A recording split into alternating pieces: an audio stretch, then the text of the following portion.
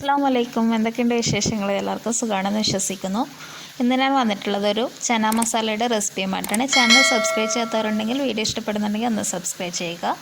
അപ്പോൾ ഈ ഒരു റെസിപ്പി ചെയ്യാൻ വേണ്ടിയിട്ട് ഞാനിപ്പോൾ 3/4 ഗ്ലാസ് കടല എടുത്തിട്ടുണ്ട്. ഇത് 6 മണിക്കൂർ കുതിർത്ത് കഴുകിയെടുത്തിട്ടുള്ളതാണ്.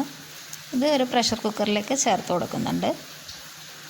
ഇനി ഇതിലേക്ക് പാകത്തിനുള്ള മഞ്ഞൾപ്പൊടി ചേർത്ത് കൊടുക്കാം. വളരെ കുറച്ച് ചേർത്താൽ മതി. ആവശ്യത്തിനുള്ള ഉപ്പും കൂടി ചേർത്ത് കൊടുക്കുക. അതിനുശേഷം ആവശ്യത്തിനുള്ള വെള്ളം ഒഴിച്ചിട്ട് നമുക്ക് ഇതൊന്ന് കുക്ക് ചെയ്തെടുക്കണം. വെള്ളമൊക്കെ നമുക്ക് വേവാൻ പാകത്തിനുള്ളത് അങ്ങനെ ഒഴിച്ച് കൊടുക്കാം. നമുക്കിതൊരു 6 മുതൽ 8 വിസിൽ വരെ ഒന്ന് വേവിച്ചെടുക്കാം.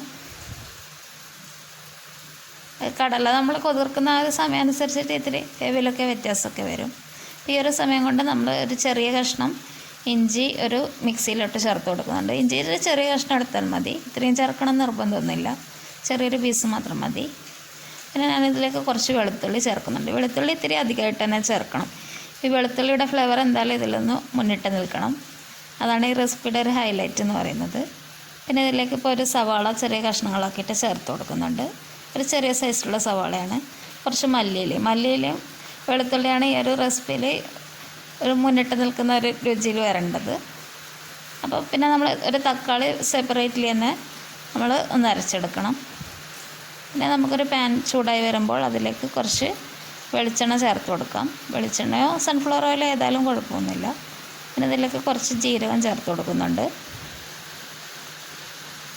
ജീരകം ചേർത്തിട്ട് അതൊന്ന് പൊട്ടി വരുന്ന സമയത്ത് നമുക്കിതിലേക്ക് വേറൊരു സ്മോൾ സൈസിലുള്ള ഒരു സവാള കൊത്തിയരിഞ്ഞത് കൂടി ചേർത്ത് കൊടുക്കാം. പിന്നെ അതുപോലെ തന്നെ ഒരു പച്ചമുളകും ചേർത്ത് കൊടുക്കുന്നുണ്ട്. പിന്നെ കറിവേപ്പിലയും ചേർത്ത് കൊടുക്കുന്നുണ്ട്.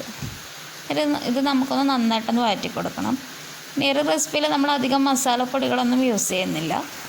അതാണ് ഇതിൻ്റെ ഒരു പ്രത്യേകത. പക്ഷെ നല്ല ടേസ്റ്റി ആയിട്ടുള്ളൊരു കറിയാണ്. നമുക്ക് ചപ്പാത്തിയുടെ കൂടെയും പൂരിയുടെ കൂടെ ദോശയുടെ കൂടെ ബ്രെഡിൻ്റെ കൂടെ പോലും കഴിക്കാൻ നല്ലൊരു ടേസ്റ്റ് ആയിട്ടുള്ളൊരു കറിയാണിത്. പിന്നെ ഇതിലേക്ക് നമുക്ക് അരച്ചെടുത്തിട്ടുള്ള ഒരു പേസ്റ്റ് ചേർത്ത് കൊടുക്കാം. അതും ചേർത്തിട്ട് നമുക്ക് ലോ ടു മീഡിയം ഫ്ലെയിമിൽ നന്നായിട്ടൊന്ന് വഴറ്റി കൊടുക്കണം. ഇതിൻ്റെ പച്ചമണം നന്നായിട്ട് മാറണം. വെളുത്തുള്ളിയുടെ ഇഞ്ചിയുടെ ഒക്കെ ഒരു കുത്തൽ മാറുന്നത് വരെ നന്നായിട്ട് തന്നെ ഒന്ന് വഴറ്റി കൊടുക്കാൻ വേണ്ടിയിട്ട് ഒന്ന് ശ്രദ്ധിക്കണം. പിന്നെ നമുക്കിതിലേക്ക് പാകത്തിനുള്ള ഉപ്പ് കൂടി ചേർത്ത് കൊടുക്കാം. നമ്മൾ കടലയിൽ ഉപ്പ് ചേർത്തിട്ടുണ്ടായിരുന്നു, എന്നാലും നമുക്ക് ഈ ഒരു ഉള്ളിലേക്ക് വേണ്ടുന്ന പാകത്തിന് കുറച്ച് ചേർത്ത് കൊടുക്കാം. പിന്നെ ആവശ്യമുണ്ടെങ്കിൽ നമുക്ക് പിന്നെ ചേർക്കാമല്ലോ. അപ്പോൾ അതും ചേർത്തിട്ട് നന്നായിട്ട് തന്നെ ഒന്ന് വഴറ്റി കൊടുക്കുക.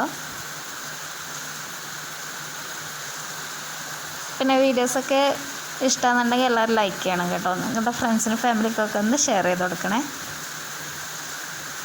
പിന്നെ റെസിപ്പീസൊക്കെ ട്രൈ ചെയ്ത് നോക്കുന്നുണ്ടെങ്കിൽ എല്ലാവരും അഭിപ്രായങ്ങളൊക്കെ അറിയിക്കണം. ഇതിൻ്റെ നന്നായിട്ട് പച്ചമണം മാറുന്നവരെ തന്നെ വഴറ്റി കൊടുക്കുക. അതിനുശേഷം നമുക്ക് ഫ്ലെയിം ഒന്ന് കുറച്ച് വെച്ചിട്ട് നമുക്കിതിലേക്ക് 2 സ്പൂൺ കാശ്മീരി ചില്ലി പൗഡറാണ് ഞാനിപ്പോൾ ചേർത്ത് കൊടുക്കുന്നത്. എരിവുള്ള മുളക് കൂടെയാണെങ്കിൽ ഇത്ര അധികം ചേർക്കേണ്ട ആവശ്യമില്ല, ഇത്തിരി കുറച്ചിട്ട് ചേർത്താൽ മതി. നമ്മുടെ ഒരു പാകത്തിനുള്ള എരിവ് അനുസരിച്ച് ചേർത്ത് കൊടുക്കാം കേട്ടോ. ഞാനിപ്പോൾ ചേർക്കുന്നത് കൂടുതൽ എരിവൊന്നും ഉണ്ടാവില്ല ഈ ഒരളവിൽ ചേർത്ത് കഴിഞ്ഞാൽ. then നമുക്ക് നന്നായിട്ട് വഴറ്റി കൊടുക്കാം. ഈ ഒരു മുളക് പൊടിയുടെ ഒരു കുത്തൽ എന്തായാലും മാറുന്നവരെ ലോ ഫ്ലെയിമിൽ തന്നെ വഴറ്റി കൊടുക്കുക. ഫ്ലെയിം കൂട്ടിക്കൊടുത്താൽ പെട്ടെന്ന് കരിഞ്ഞു പോകും. പിന്നെ ഇതിലേക്ക് നമുക്ക് ഈ ഒരു കടല കൂടി ചേർത്ത് കൊടുക്കാം. അതും ചേർത്തിട്ട് നന്നായിട്ടൊന്ന് മിക്സ് ചെയ്തിട്ടെടുക്കുക. കടലയും ഈ ഒരു മസാലയും തമ്മിൽ നന്നായിട്ടൊന്ന് യോജിച്ച് വരണം. അടിയിൽ പിടിക്കാതിരിക്കാമെന്ന് ശ്രദ്ധിക്കണം, അതുകൊണ്ട് ഇളക്കിക്കൊണ്ടിരിക്കണം. അതൊന്ന് ശ്രദ്ധിച്ചിട്ട് ചെയ്യാം. പിന്നെ നമുക്കിതിലേക്ക് തക്കാളി അരച്ചെടുത്ത് കൂടി ചേർത്ത് കൊടുക്കാം. ഈ ഒരു തക്കാളിയുടെ ഒരു പച്ചമണം പോകുന്നവരെ തന്നെ നന്നായിട്ടൊന്ന് വഴറ്റി കൊടുക്കണം. എണ്ണ തെളിഞ്ഞ് വരുന്നവരെ നന്നായിട്ട് തന്നെ ഒന്ന് വഴറ്റി കൊടുക്കാൻ വേണ്ടിയിട്ട് ശ്രദ്ധിക്കുക. ഇത് നമുക്കൊരു ലോ ഫ്ലെയിമിലൊക്കെ ചെയ്താൽ മതി. നന്നായിട്ട് ഇളക്കി കൊടുക്കുക. പിന്നെ നമ്മൾ കടല വേവിച്ച ഒരു സ്റ്റോക്ക് ഉണ്ടല്ലോ, അത് കുറച്ച് ചേർത്ത് കൊടുക്കുക. കുറേ അധികം ചേർക്കേണ്ട ആവശ്യമില്ല, കുറേശ്ശായിട്ട് അങ്ങനെ ചേർത്ത് കൊടുത്താൽ മതി. അതും ചേർത്ത് നമുക്കിതൊന്ന് നന്നായിട്ട് തിളപ്പിച്ചെടുക്കണം. ഈ ഒരു കറി നമുക്ക് അധികം ഗ്രേവിയൊന്നും ഉണ്ടാവില്ല, ഒരു തിക്ക് ഗ്രേവി പോലെ ആയിട്ടാണ് ഉണ്ടാവുക. കൂടുതൽ അങ്ങനെ ഗ്രേവി ആക്കിയിട്ടല്ല ഇത് ചെയ്യുന്നത് കേട്ടോ. അതുകൊണ്ട് ഇതൊന്ന് വറ്റിച്ചെടുക്കണം. പിന്നെ ആവശ്യത്തിനുള്ള ഉപ്പ് പാകം നോക്കിയിട്ട് അങ്ങനെ വേണമെങ്കിൽ ചേർത്ത് കൊടുക്കാം. അപ്പോൾ നമുക്ക് എന്തായാലും ഈ ഒരു റെസിപ്പി എല്ലാവർക്കും ഇഷ്ടപ്പെടുന്ന ഒരു റെസിപ്പി തന്നെ ആയിരിക്കും. എല്ലാവരും ട്രൈ ചെയ്യാൻ നോക്കണം. നമുക്ക് ബ്രേക്ക്ഫാസ്റ്റിൻ്റെ കൂടെ അതുപോലെ തന്നെ ഡിന്നറിനൊക്കെ എന്തായാലും കഴിക്കാൻ പറ്റുന്ന നല്ലൊരു കറി തന്നെയാണിത്. ഇതൊന്ന് കുറുകി വരുന്ന സമയത്ത് നമുക്കിതിലേക്ക് കുറച്ചുകൂടി മല്ലിയില ചേർത്ത് കൊടുക്കാം. ഞാൻ പറഞ്ഞല്ലോ, മല്ലിയിലയുടെ ഫ്ലേവർ ഇതിൽ മുന്നിട്ട് നിൽക്കണം. അപ്പോൾ നമ്മുടെ അടിപൊളി കറി ഇവിടെ റെഡി ആയിട്ടുണ്ട്. എല്ലാവരും ഈ ഒരു റെസിപ്പി ട്രൈ ചെയ്യാൻ നോക്കണം. നിങ്ങളുടെ ഫീഡ്ബാക്കൊക്കെ അറിയിക്കണം. Thank you.